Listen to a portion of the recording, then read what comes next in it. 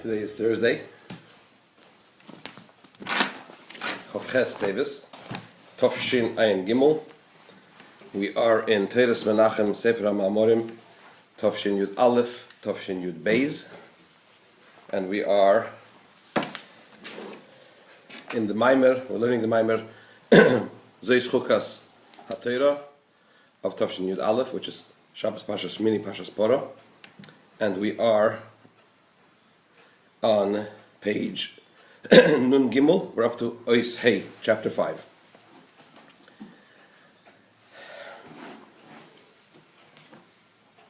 The Rebbe explained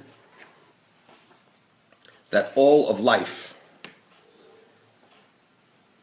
operates in the mode of Rotzav Hashoev, leaving and returning. Because the life force of life is in a mode of Rotzav Hashoev, leaving and returning. That is the idea of, we find that idea of Rotzav Hashoev in Torah as well, and in mitzvahs. In Torah, on the one hand, it's miminoi, from the right hand of Hashem, which is giving, the idea of shoiv. And in the same pasuk it says, Eish das lame, mimina eish das lame, from his right hand, a fiery law came forth from him. So Torah has these two components of Ratzon and Shoiv. Similarly, in mitzvahs, we have the mitzvahs asay and the mitzvahs leis asa. The mitzvahs which we perform through action, through doing something, mitzvahs asay. And then we have mitzvahs that we perform through withholding ourselves from doing certain activities, doing certain actions. So the mitzvahs asay, the mitzvahs, the mitzvahs that we perform through action is the shuv, the returning, operating within your environment, and the mitzvahs leis asa, the mitzvahs we perform through withholding ourselves from doing certain activities, is the ratzon.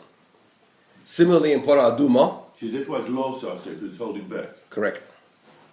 Similarly, in Parah Aduma, in the red heifer, as Bunim rightly pointed out yesterday, even though it's spelled H-E-I, but it's pronounced heifer. So in the red heifer, we also find this idea of Rotzav Hashoev. On the one hand, we had the ash from the burnt heifer, which is the idea of fire going up, Rotzu, leaving, and then at the same time, it had to be mixed with Mayim Chaim, living water, which is the shuv. Water has the tendency, the nature, of going from a high place to a low place, coming down, shuv. So if that's the case, the Rebbe said we have to understand. So in other words, and Parah Aduma is different. If you have Ratzon Shoiv and all the other mitzvahs, what's special about Parah Aduma? What's special about Parah Aduma is that we have these two ideas, these two modes of Ratzon Hashoev, leaving and returning, wrapped up in one mitzvah. The ash and the water mixed in one. All other mitzvahs, it's separate. Mitzvahs asay, mitzvahs leis asa, mitzvahs that are in the category of Ratzon, of leaving, which are the leis asa mitzvahs, and the mitzvahs that are in the category of shuv, the mitzvahs are the active mitzvahs. So the Rebbe asked, we finished off by the question, if that's the case, what's the difficulty? Why is it so beyond the norm, the mitzvah of the red heifer, because of which, when it came to this point, Moshe Rabbeinu, niskarkem upanov, which in fact I believe his face turned red or golden or yellow. It's karkem, if you look at the 11 incense, the ingredients of the incense, the ketores, karkem is saffron. Saffron is, the tip is yellow, and as you continue going along, it's red. So, someplace between yellow and red. It means he became embarrassed. He lost. He felt lost, out of his element, so to speak. Be that as it may, what was so difficult? Just explained it very beautifully. There's Ratzu, there's Shuv. All the mitzvahs, they're divided into two separate categories. Parah Aduma wraps them up all in one. It seems to be the generality, the sum of the details. So what's so difficult? Similarly, and to him he revealed it, and to others he didn't. Shlomo Melech tried and didn't succeed. Why? So we must say that the Rotzav Hashoev, the leaving and returning, as it is represented in Parah Aduma, is essentially different than the Rotzav Hashoev the leaving and returning as it's represented in the mitzvahs. And that's where we're up to. Now that I was going to explain the essential difference between the two. It's not just merely that here it's separate and here it's together. In all mitzvahs they're separate, and in Paraduma it's together. There is something difference in substance. There's a difference in substance, in the essence, between the Rotzav V'Shoiv of Paraduma as opposed to the Rotzav V'Shoiv, the leaving and returning of all of mitzvahs. So we are up to chapter 5, Ois Hey, on page Lim Gimel. But the explanation is the Hinei Mashen is boiler il shesibas Rotzav V'Shoiv who mitzad hergish mekeirei hariyesh b'zeh hakbola. The Rebbe explained before that the reason why, what causes this phenomenon of Rotzav V'Shoiv leaving and returning in the godly energy, in the godly life force that gives life, in the Eir that comes down to the Kli, in the Chayis that comes down to, in the life force that comes down to give life to its environment, the creatures and so on and so forth. Why is that? So one of the conditions was because of the fact that what? That it feels its source. Because the godly life energy feels its source, and it feels that in its source it is at a higher level, therefore it constantly feels that it wants to return there. So the Rebbe says, if it is when we say that it's a result of feeling its source, then it follows that there is a limit. It's limited to the extent that it feels its source. What is it? What are you talking about? The godly energy that comes from the source, that is sent down from the source to illuminate, to give life. Because it's dependent upon the extent to which the energy feels its source, and to the extent of the level of its source, how high its source is.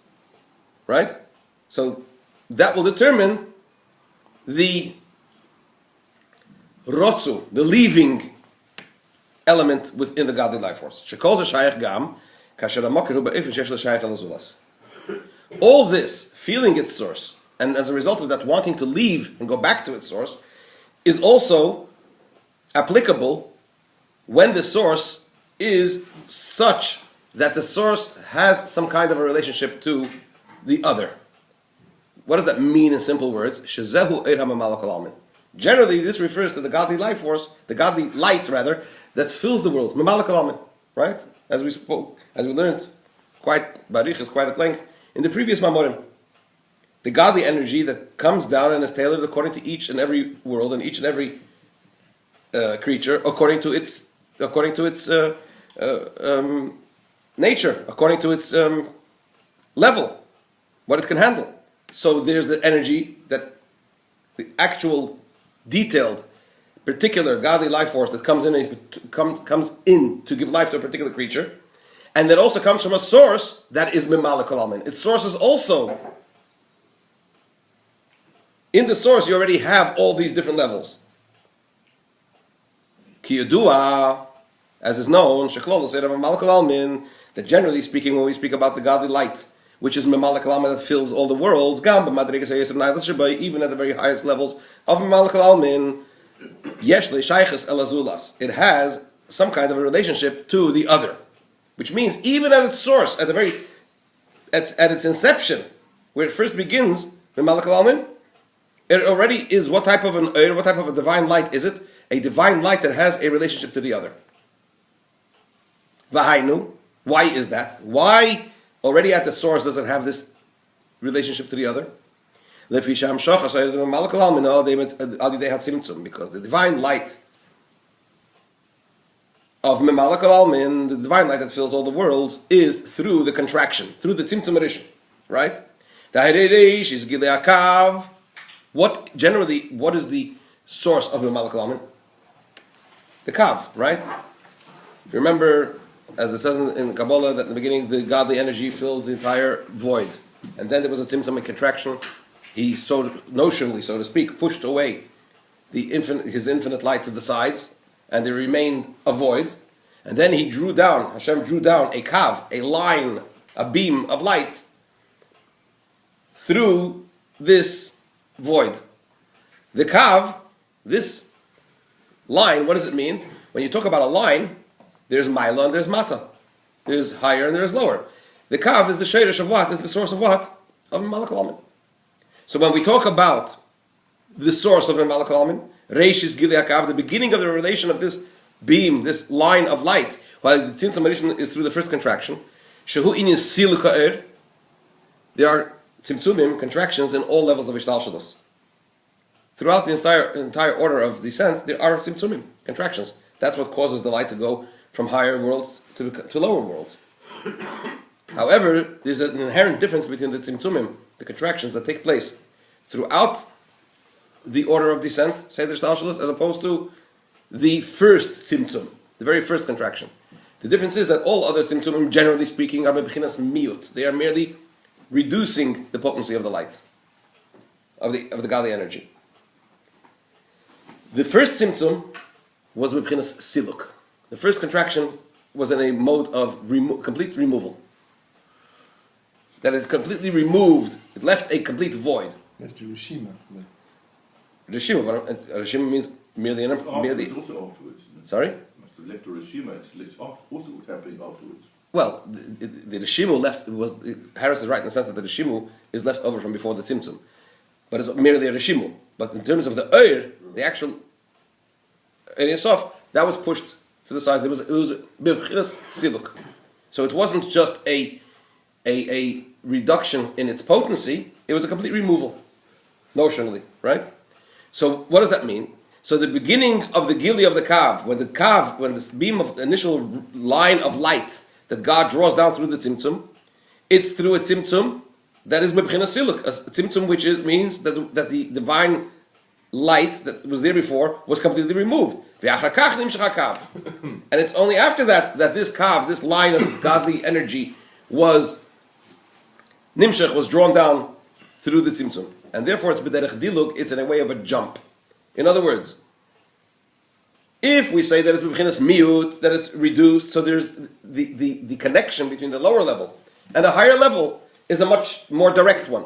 Whereas if you say you removed the Ein Sof completely, you removed God's infinite light completely, and there was a void, and then you draw down Eir through the Kav, right? The relationship between the Kav and its source is B'chinas Diluk in a way of a jump, meaning to say it's more distant. Because it's already being drawn down in, as it were, through a new phenomenon, which is Tzimtzum, which wasn't there before. And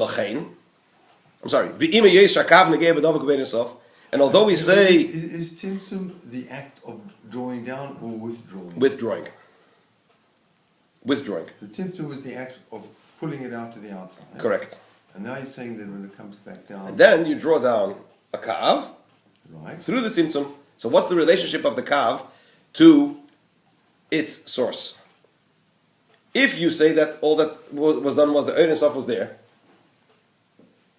and HaKadosh Baruch Hu, as it were, reduced its potency. So there is never a place, so to speak, notionally, that there was no Ein Sof. If you say Tzimtzum, so when the Kav is drawn back down into the place which is now void, which is now empty because of the Tzimtzum, what does the Kav feel? Hang on a second. It introduces a completely new phenomenon into the Kav. So therefore, that causes the relationship between the Kav and it's like, for example, a metaphor would be the relationship between the hair and the energy that it draws, the life that it draws from the skull, from the brain. There's a block, right? The relationship between the hair and the brain is b'derech diluk. It's a distant one. It comes from there. It draws its energy from there, but there's a gap. Similarly, when you talk about the kav being drawn down through the tzimtzum, its relationship is an inherently more distant one to its source because of the tzimtzum. And although the kav touches and is connected to the God's infinite light, right? Because where is the kav drawn down from? From the Ein Sof. Shalifnei tzimtzum. However, it is particularly through what? Through the gap of the tzimtzum, and that v'lachein hakav. Therefore, this kav, this line of light, this beam of godly energy, hagam shenimshech mein Sof shalifnei tzimtzum, although it is drawn down from God's infinite light, which precedes the contraction, the tzimtzum, shezeu shechazer v'heir chulu, which is as to quote the Lashon, to quote the language that's brought in Kabbalah when it talks about Kav, it means that he returned and illuminated the void, which means to say that it's not a new light that came from nowhere. It's from the Ein Sof, and therefore it's connected to Ein Sof, to the infinite light. Nonetheless, it is in a mode of being a contracted line of light, a limited line of light, according to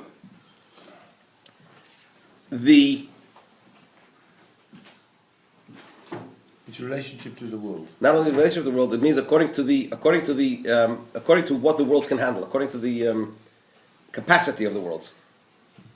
So that's number one. Number one is according to the capacity of the worlds. It's already measured within it, obviously at a very high level, but within it is already embedded that it's according to the capacity of the worlds that are going to follow.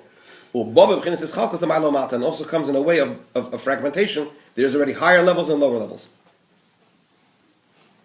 Right? So what's the point?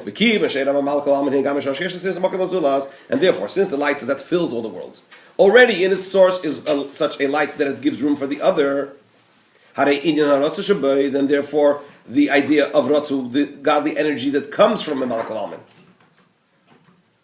and its desire to return to the source. In other words, already when you have the full-blown Malach Alamin divine energy, as it relates to its source, to the Kav, which means what? Its desire to leave, which means its desire to become wrapped up again in its source. Or conversely, wanting the desire that its source should be revealed in its place and shine on it. It's not in a way that it wants to become completely nullified. Why? Because in its source, it comes from such a divine light that already gives room for what? For another. So therefore, its desire to leave is not that it should completely expire. Right. Because it comes from a place that gives room for the other.